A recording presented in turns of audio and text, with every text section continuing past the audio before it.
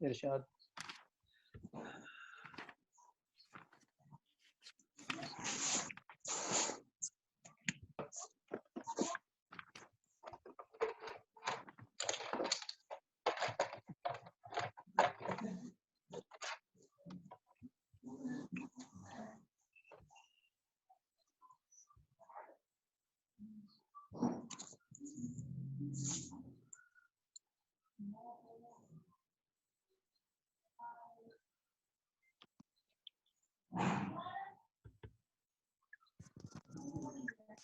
अच्छा, ये स्क्रीन पे आनी शुरू हुई है आपकी या नहीं हुई? जी सर शो हो रही है। आ रही है। चैप्टर 19 जो है, अभी नहीं आया। नहीं आया? जी सर, आ रही है सर। आ रही है। जी सर।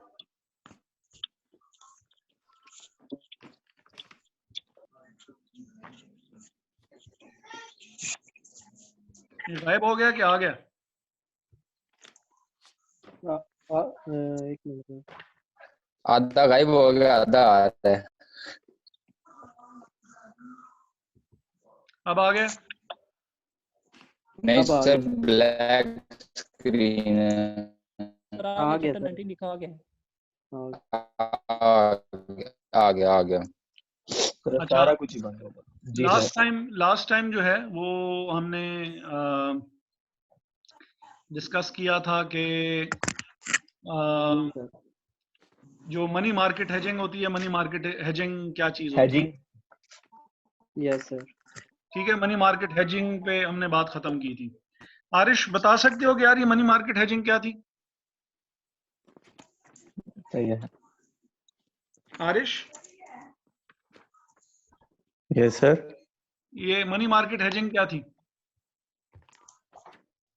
सर वो जब हम फ्यूचर वैल्यू के बारे में अनसर्टेन होते हैं तो हम प्रीडिटरमाइंड रेट पे कहीं पर इन्वेस्ट कर लेते हैं या किसी के साथ एग्रीमेंट कर लेते हैं, तरह का कुछ। जावेद साहब, मनी मार्केट हेजिंग क्या थी? सर आवाज कट रही है बढ़िया आ रही है। मैंने कहा मनी मार्केट हेजिंग क्या थी?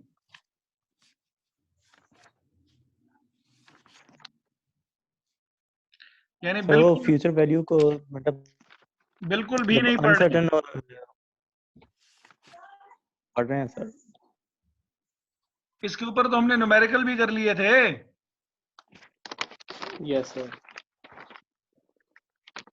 उस्मान, जी सर। क्या था यार ये money market hedge? Sir hedging यही होता है कि रिस्क से बचने के लिए ना कि सर मैं बोल रहा हूँ, सॉरी मेरा माइक मूव था।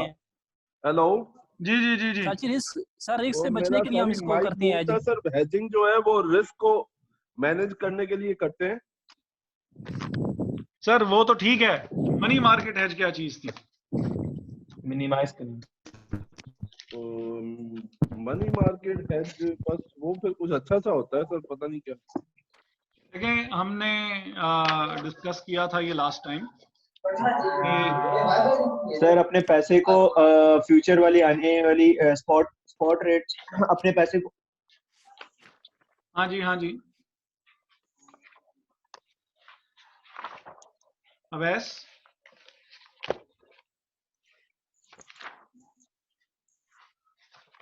अवैस क्या कह रहे थे? क्या कह रहे थे? वो भी सर नोट से ढूंढ रहा है, फिर बताएगा।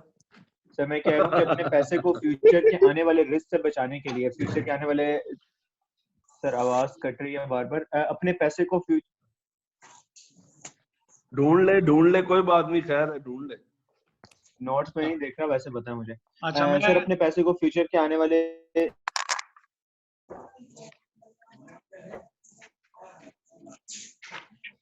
अच्छा, हमने जो डिस्कस किया था वो ये था कि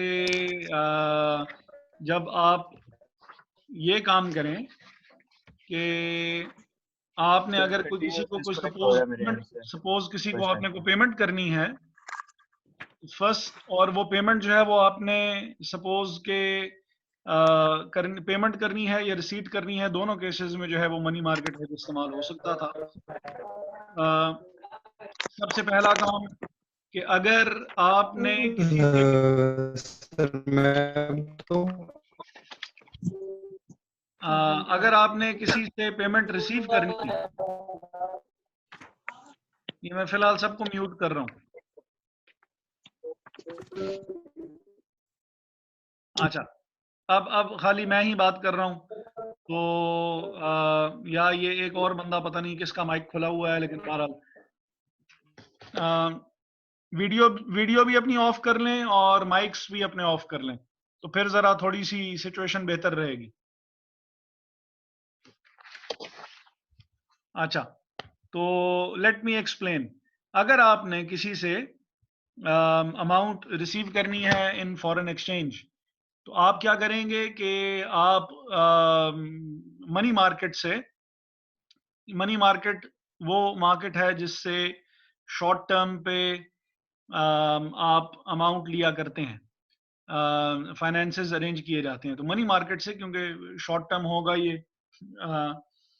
तो आपने किसी से अमाउंट, आपको सपोज 2 महीने या 3 महीने के बाद आपको कोई फॉरेन एक्सचेंज में डॉलर्स में अमाउंट मिलनी है आपको, और आप 2 या 3 महीने तक वेट नहीं कर सकते हैं, तो आप पहले स्टेप के तौर पे आप मनी मार्केट से डॉलर्स बोरो कर लेंगे।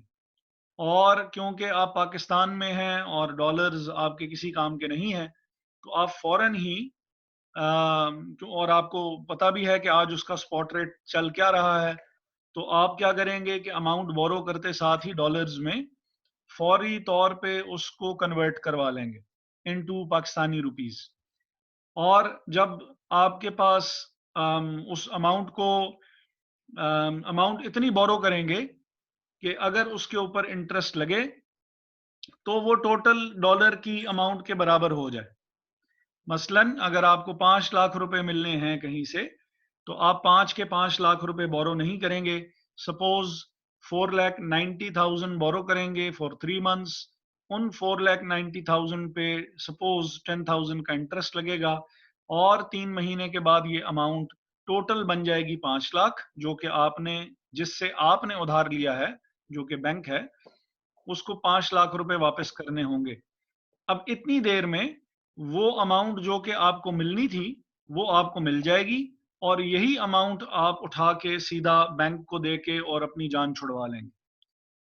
तो नंबर 1, रिसीट्स के केस में अगर मुझे अमाउंट मिलनी है, तो मैं नंबर 1 अमाउंट अगर मुझे मिलनी है डॉलर्स में, तो मैं मनी मार्केट से डॉलर्स बाय कर लूंगा। डॉलर्स बाय करने के बाद मैं उसको फौरी तौर पे स्टेप नंबर 2 कन्वर्ट करूंगा, और स्टेप नंबर 3 जब मुझे पेमेंट रिसीव होगी, तो फिर मैं वही पेमेंट अगले बंदे को डॉलर्स में पे करके और अपनी जान छुड़वा लूंगा। ये मनी मार्केट हेज था। क्लियर है?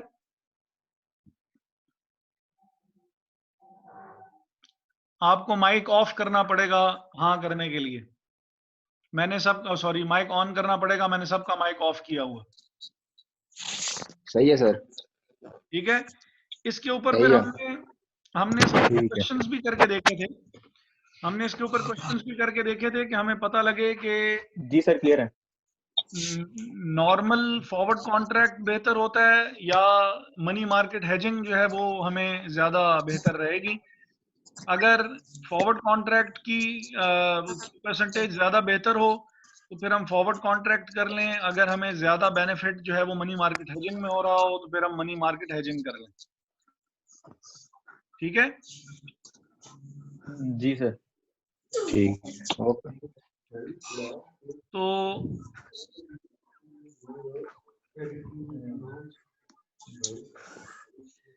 स्क्रीन आ रही है सबके सामने?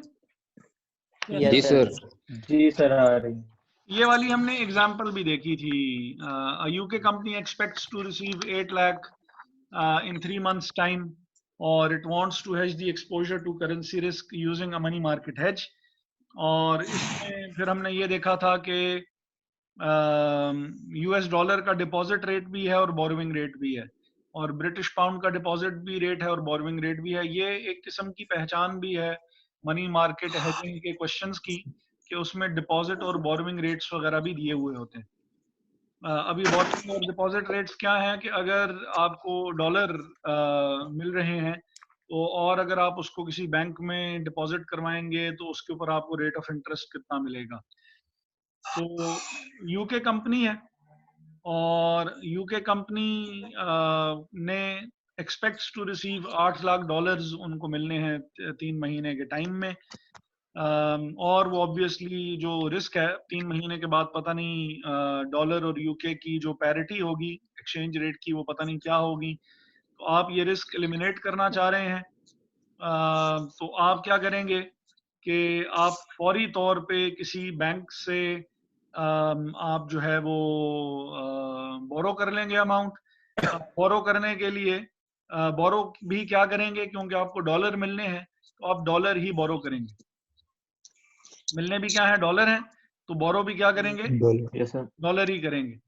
अब यहाँ पे फिर ऑब्वियसली बोरोइंग का रेट अप्लाई होगा जो कि ये आपकी स्क्रीन में यूएस डॉलर और बोरोइंग रेट 4.250 जो दिया हुआ है, इसका मतलब है रेलेवेंट रेट हमारा ये बनता है।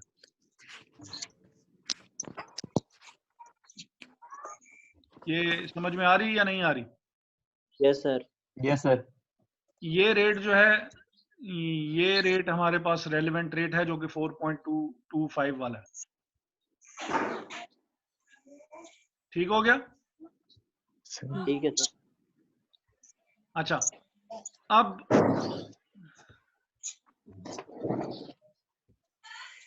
$4.25 वाला रेट हमारा रेलेवेंट रेट बन गया। अच्छा, अब क्योंकि आप ये तो पूरे साल अगर कोई डिपॉजिट रखवाए तो फिर उसको अमाउंट जो है वो उसको मिलेगी। तो हमने पूरे साल तो हमने रखवाना नहीं है, कॉन्ट्रैक्ट तो हमने सिर्फ 3 महीने का करना है। तो यहाँ उसने 4.25 को 3 महीने के रेट में कन्वर्ट कर लिया जो कि 1.0652% हो गया और 0.010625 हो गया। अभी अमाउंट आपने बोरो कर ली है, ठीक है। इस रेट ऑफ इंटरेस्ट पे ये रेलेवेंट रेट ऑफ इंटरेस्ट है, इस पे आप अपनी अमाउंट बोरो करेंगे।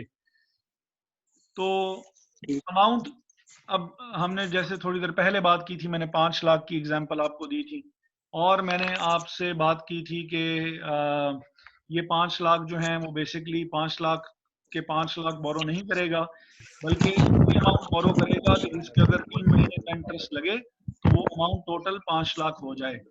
तो यहाँ पे भी 8 लाख रुपए अगर आपने 8 लाख डॉलर्स, सॉरी, आपने अगर 8 लाख डॉलर्स आपको 3 महीने के बाद मिलने हैं, तो आप 8 लाख डॉलर्स सारे के सारे 8 लाख डॉलर्स को बाय नहीं करेंगे।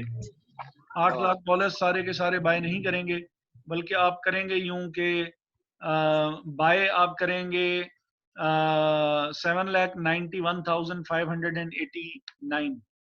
ये आपने किया क्या है, आपने फॉर्मूला जो हमारे पास होता है वो, सॉरी एक मिनट, फॉर्मूला जो हमारे पास होता है वो present value, sorry, future value is equal to present value into 1 plus I raise to the power n। और अगर पीवी कैलकुलेट आपने करनी है कि अभी मैं कितनी अमाउंट बोरो करूं, तो पीवी क्या होगी, F V divided by 1 plus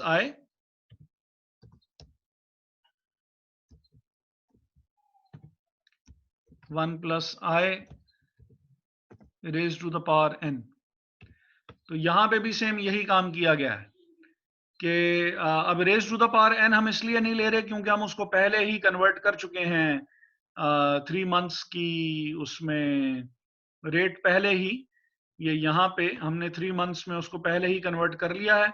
तो यहाँ पे अब हमने वो 3/12 नहीं किया, इधर 3/12 नहीं किया, ये n वाली जो जगह है यहाँ पे हमने 3/12 इसलिए नहीं किया क्योंकि हम पहले ही इसको कन्वर्ट कर चुके हैं। तो बहरहाल एफ वी जो कि 8 लाख है, जो कि 3 महीने के बाद हमें पे या रिसीव करनी पड़ेगी, उसको 1 प्लस आई से जो कि इंटरेस्ट रेट है उससे आपने डिवाइड किया, तो आपके पास 7,91,589 की अमाउंट बन गई, जो कि आप अभी बोरो करें। अगर आप अभी बोरो करें तो 3 महीने बाद ये इंटरेस्ट लग के 8 लाख रुपए हो जाएगी, 8 लाख डॉलर्स हो जाएगी। 8 लाख डॉलर्स जो हैं वो आपको in the mean while receive हो जाएंगे और आप ये 8 लाख डॉलर्स की अमाउंट पे कर देंगे। क्लियर है जी? ठीक है सर। Yes sir. ठीक है। अच्छा, और फिर ये जैसे ही आपको 7,91,000 और 589 आपको डॉलर्स मिले, तो स्टेप नंबर 1 क्या था? स्टेप नंबर 1 ये था कि स्टेप 1 जो था वो था बोरो। स्टेप 2 फिर क्या हुआ?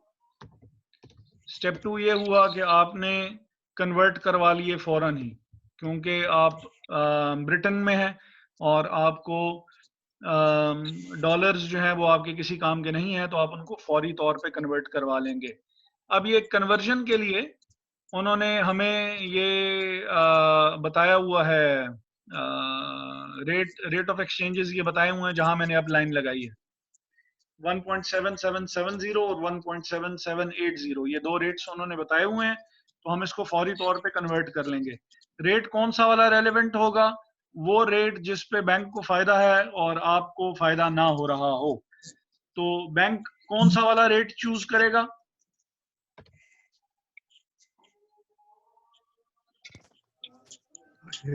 सर 1.778 वाला। 1.7780 वाला क्यों चूज करेगा? कि सर उसको ना पाउंड कम देने पड़े और डॉलर्स को, बेल्जियम डॉलर्स को पाउंड कम देने पड़े।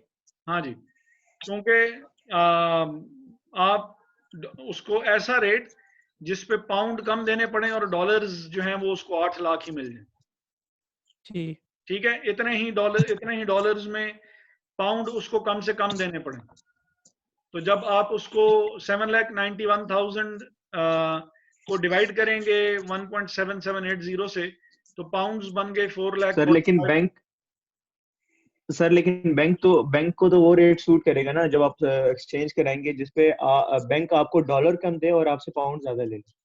देखें, बैंक वो जो उधार तो ले चुके हैं हम मनी मार्केट से, वो तो हम उठा चुके हैं। अब बात फिलहाल कन्वर्जन की हो रही है कि डॉलर्स को पाउंड्स में कन्वर्ट करवा लें। बैंक भी क्योंकि ब्रिटेन में ही है, तो ऑब्वियसली फिर जो अमाउंट होगी उसकी वो सूटेबल होगी, जिसमें उसको डॉलर तो 8 लाख ही मिले लेकिन पाउंड उसको कम से कम देने पड़े। सही है सर। ठीक है जी सर। तो वो अमाउंट हो गई 4,45,213।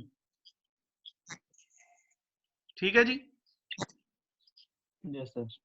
अच्छा, फिर इसके बाद आपने जो स्टेप नंबर 3 क्या कि आपने स्टेप नंबर 3 क्लोज करूं, और स्टेप नंबर 3 है कि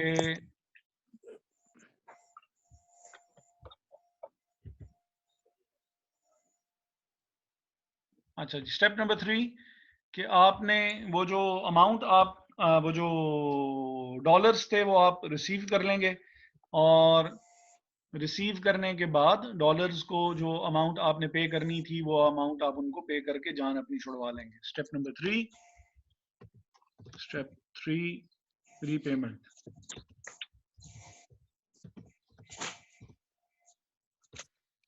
क्लियर है जी?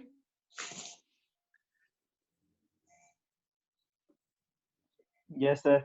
अच्छा, अब यहाँ पे जो एक चीज जो एक्स्ट्रा है वो ये है कि आपको इफेक्टिव रेट पड़ क्या रहा है। इफेक्टिव रेट की जो कैलकुलेशन है वो इन्होंने आपको करके बताई हुई है कि बेसिकली जो उसको 3 मंथ फॉरवर्ड रेट पड़ रहा है, वो 3 मंथ फॉरवर्ड रेट उसको ये अभी जो लाइन लगा रहा हूं ये 1.7682, ये उसको एक डॉलर और जो डॉलर और पाउंड एक्सचेंज रेट है वो 1.76 पड़ रहा है, 1.78 नहीं पड़ रहा इफेक्टिवली।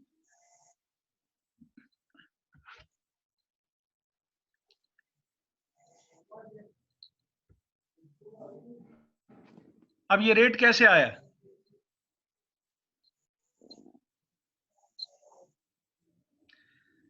ये रेट कैसे आया? बिल्कुल भूले हुए हैं आप लोग सारी बातें जो आपके साथ की थी इस पूरे लेक्चर में। सर ये तो हमने बात की थी, सर हमने जो बात हमारे पास की डॉलर्स कि हमें मिलने हैं और जी जी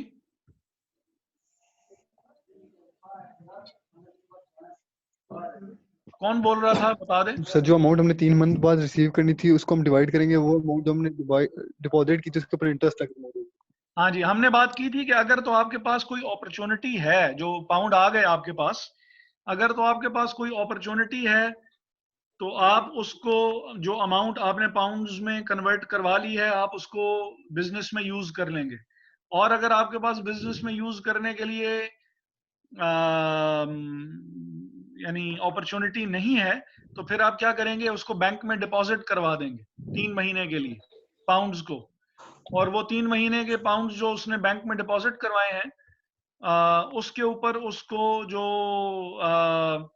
यानी जो डिपॉजिट का रेट है वो यूज होगा। ये जो मैं लाइन लगा रहा हूँ, ये इसकी अब हम बात कर रहे हैं कि पाउंड हमें मिल चुके हैं और पाउंड्स जो है वो हम जब डिपॉजिट करवाएंगे, पाउंड्स जब हम डिपॉजिट करवाएंगे तो डिपॉजिट रेट जो है हमारे पास वो कितना है, डिपॉजिट रेट कितना है? 4.125 6 डिपॉजिट रेट हमारे पास पाउंड का पाउंड का, सॉरी 6.50 है। 6.5। इसको भी हमने 3 महीनों में कन्वर्ट कर लिया, ठीक है। और फिर हमारे पास वो पाउंड आ गए जो कि हमें बेसिकली 3 महीने के एंड तक मिल जाएंगे, जो कि 4,52,448 है। तो जब आपने इन दोनों को डिवाइड किया तो आपके पास इफेक्टिव रेट आया जो कि 1.7682 है।